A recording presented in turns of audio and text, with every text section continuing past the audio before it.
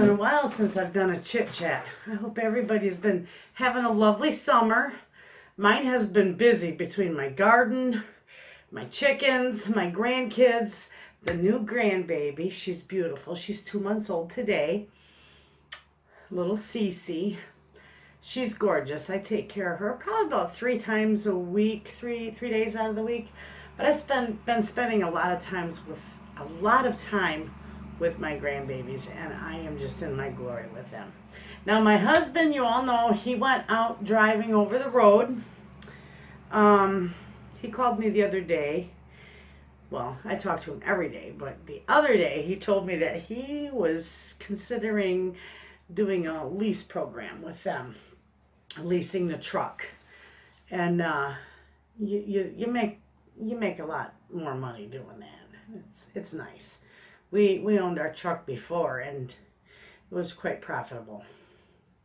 But anyway, I haven't seen him since the 8th when I sent him off to Gary, Indiana on the airplane. And he will be home this afternoon. So I'm excited to see him and see how everything went for him.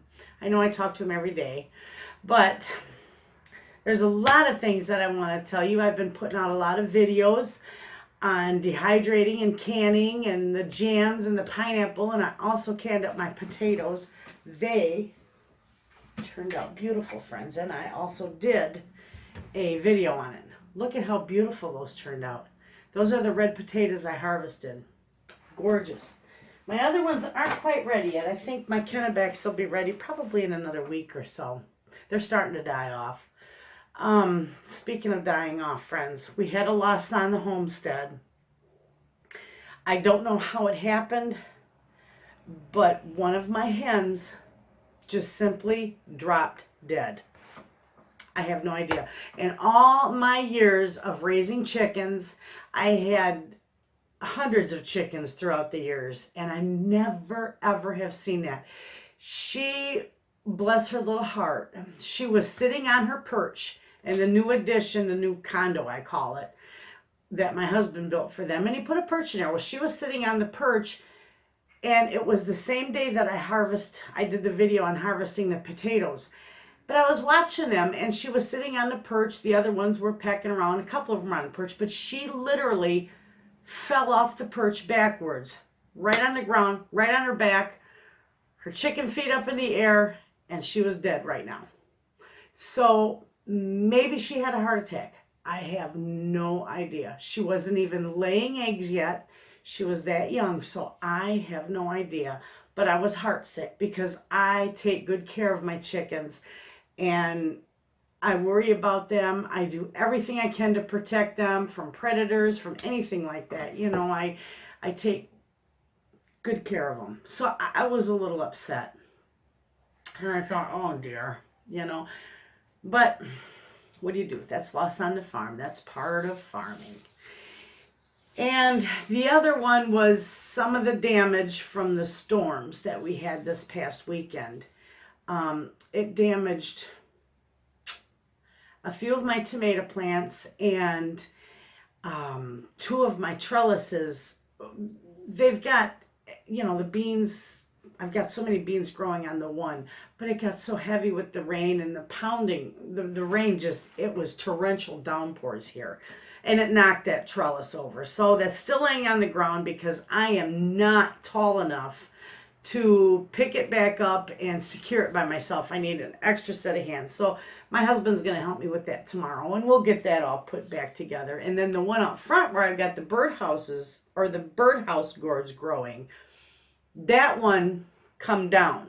It didn't completely fall over, but it just kind of, it sunk in the middle. So we just need to get a stick, and, you know, again, I'm not tall enough, but my husband's going to help me with that. So that really wasn't a loss, but it was some damage. So other than that, everything is doing fantastic. I've been harvesting cucumbers and squash and patty pans, and the tomatoes. I've got huge tomatoes on my plants, and they're green yet, and oh boy, I'm going to save a couple of them for fried green tomatoes. You all know that. I love that. Anyway, I've got lots of tomatoes that are coming in, and the little girls' garden here, I'll do another walk around after I get things fixed. Oh my goodness. It really took, it was a mess after that storm. I got everything put back together. A lot of my plants, my tomato plants were literally, even with the cages, were just laying right on the ground. We had high winds, out of our normal, totally out of our normal. And the lightning and the thunder was so violent that it was literally, and I've never ever experienced this before. It was literally rattling the windows in my house. And I was in bed. And, you know, it was like maybe 1 o'clock in the morning.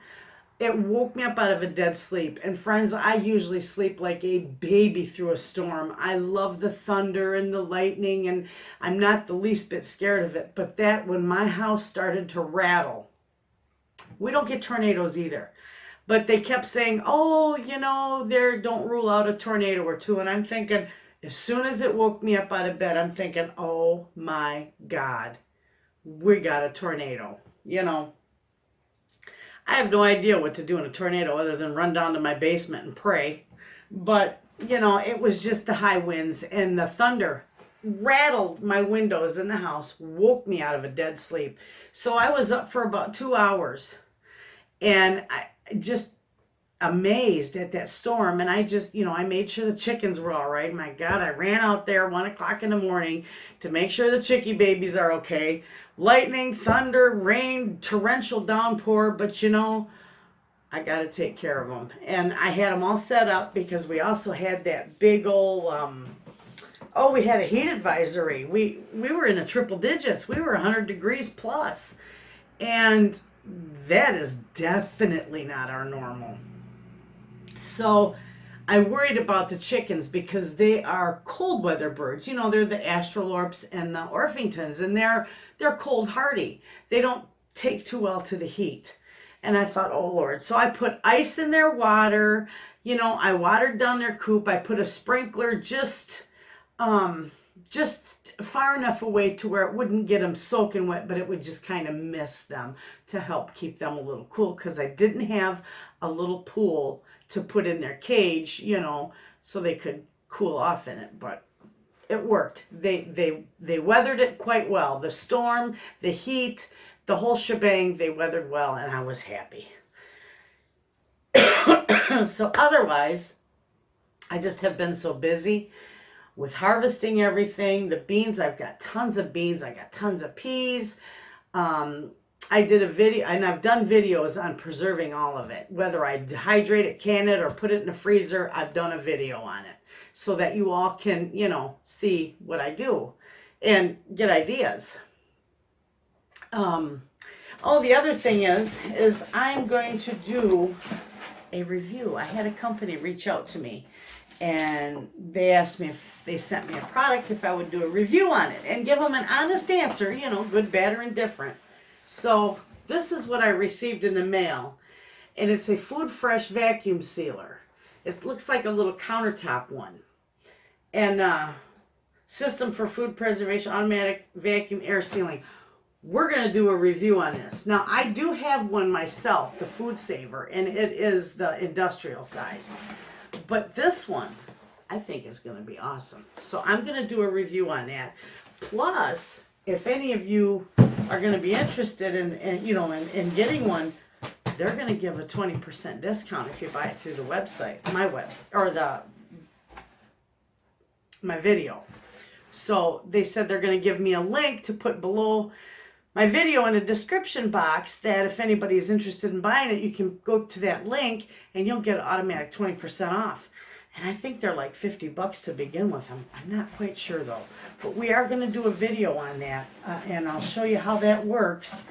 And of course, I didn't have to pay for mine. It's kind of like a thank you. I get to keep it for doing a review. So I got several things that I want to package up with this. We'll see how it works. Might be worth getting, especially 20% off.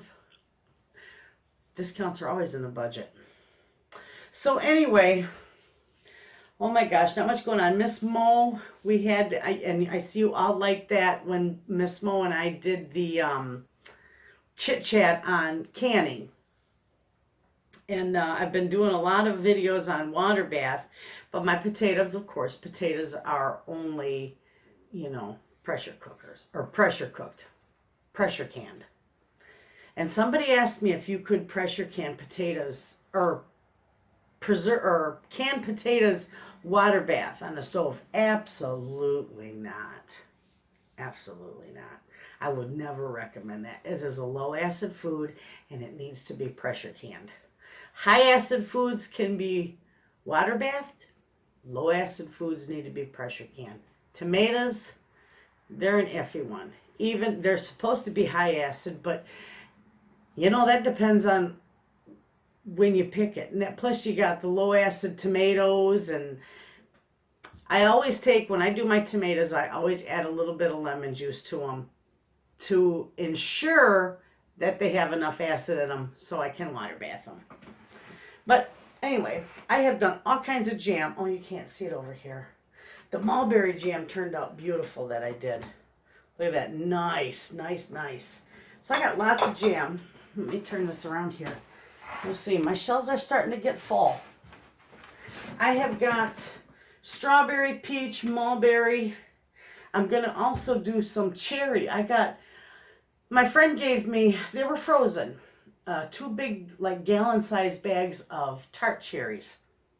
Now, I'm not the, cherries, I know we're famous for cherries up here too in Michigan, northern Michigan, but they're not my favoriteest thing.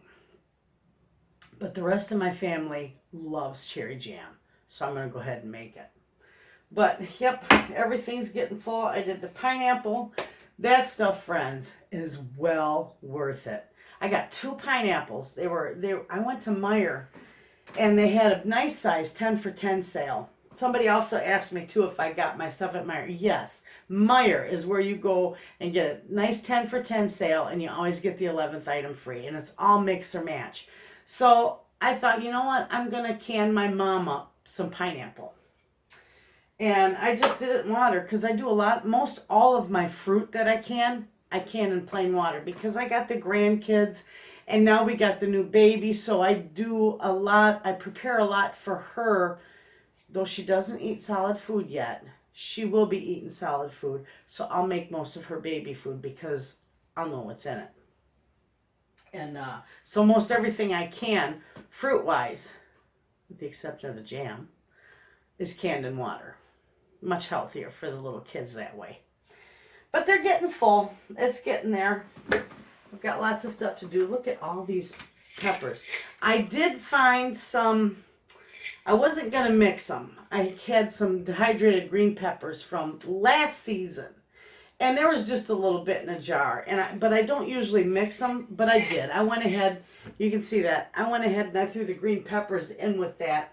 And those are all the peppers. Most of these are from the sale when I dehydrated them the other day.